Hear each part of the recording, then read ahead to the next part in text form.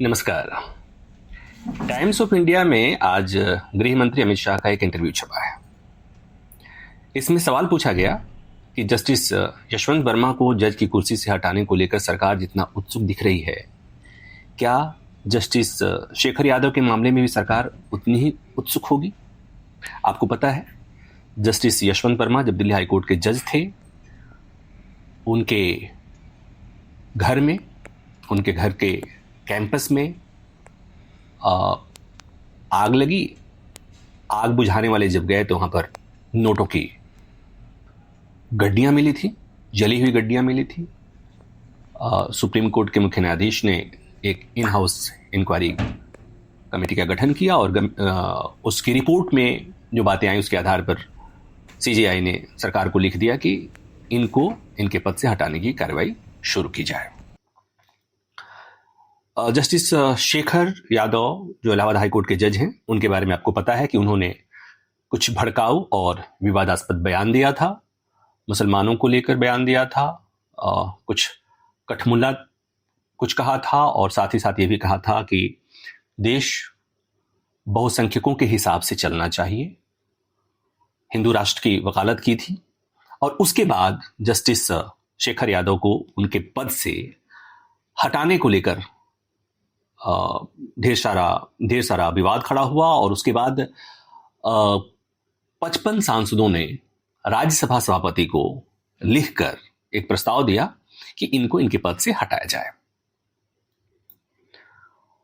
उसी क्रम में जब टाइम्स ऑफ इंडिया ने पूछा गृह मंत्री से, तो गृह मंत्री ने कहा कि यशवंत वर्मा का मामला भ्रष्टाचार से जुड़ा मामला है और जस्टिस शेखर यादव का मामला जज के आचरण यानी कंडक्ट ऑफ जज से जुड़ा है।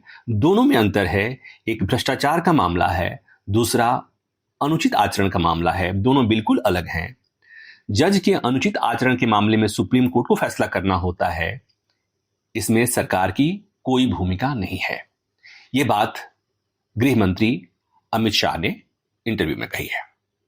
जबकि जो व्यवस्था है वो ये है कि चाहे मामला भ्रष्टाचार का हो या जजों के अनुचित आचरण का, संविधान दोनों में कोई भेद नहीं करता।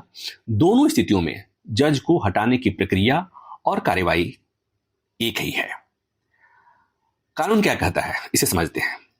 संविधान के अनुच्छेद 124(4) में जजों को पद से हटाने की व्यवस्था दी गई है, जिसमें कहा गया है कि जजों को सिद्ध कदाचार यानी कि प्रूव्ड मिसबिहेवियर या अक्षमता के आधार पर पद से हटाया जा सकता है।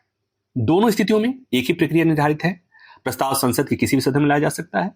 अगर राज्यसभा में प्रस्ताव आता है तो 50 सांसदों के हस्ताक्षर चाहिए होते हैं और अगर प्रस्ताव लोकसभा में आता है तो 100 सांसदों के। प्रस्ताव दोनों सदनों में विशेष बहुमत से पास हो जाता है तो राष्ट्रपति पद से हटाने का आदेश जारी करते हैं। इस बीच एक और प्रक्रिया अपनाई जाती है। सुप्रीम कोर्ट के चीफ जस्टिस चाहे तो पहले इन हाउस इंक्वायरी कराकर आरोपों की जांच करते हैं। उन्हें अगर आरोप सही लगता है तो सरकार को लिखते हैं कि आरोपी जज को पद से हटाने की प्रक्रिया शुरू की जा सकती है। जस्टिस यशवंत वर्मा के मामले में यही प्रक्रिया अपनाई गई है।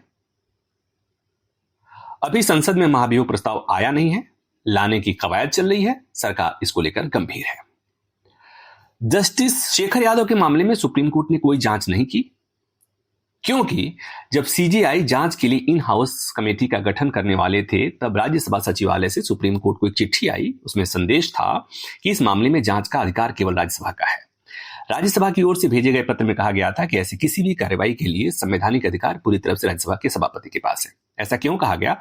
क्योंकि जस्टिस शेखर यादव को हटाने का प्रस्ताव जो आया था राज्यसभा में, वो सभापति के पास लंबित है, अभी भी लंबित है।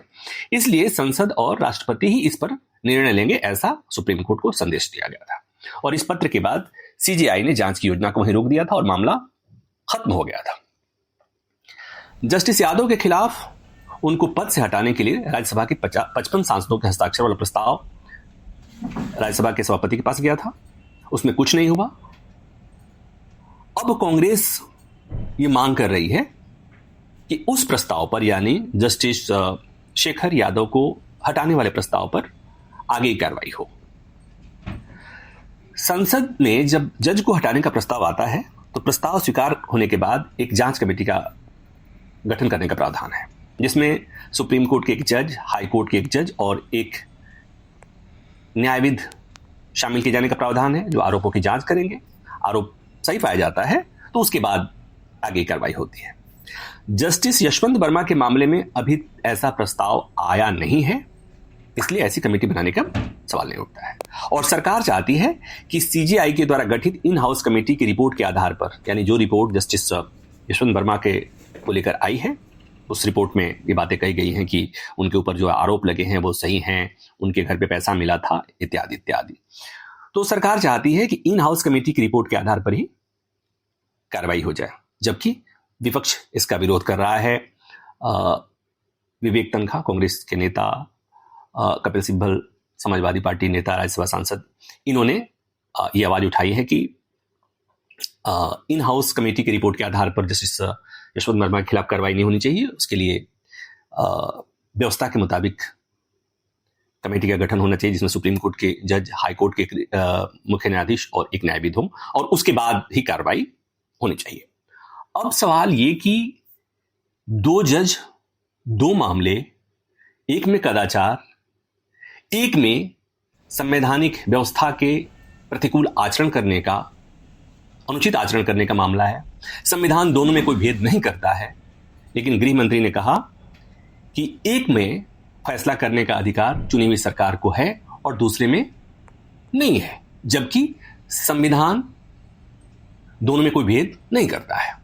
टाइम्स ऑफ इंडिया ने जो इंटरव्यू किया, जब गृह मंत्री ने बात कही थी कि दोनों दो मामले हैं, एक में सरकार कार्रवाई कर सकती है और दूसरे में चुनी हुई सरकार का कोई भूमिका नहीं होती, उसमें केवल सुप्रीम कोर्ट को निर्णय करना होता है, जो तकनीकी तौर पर सही नहीं है।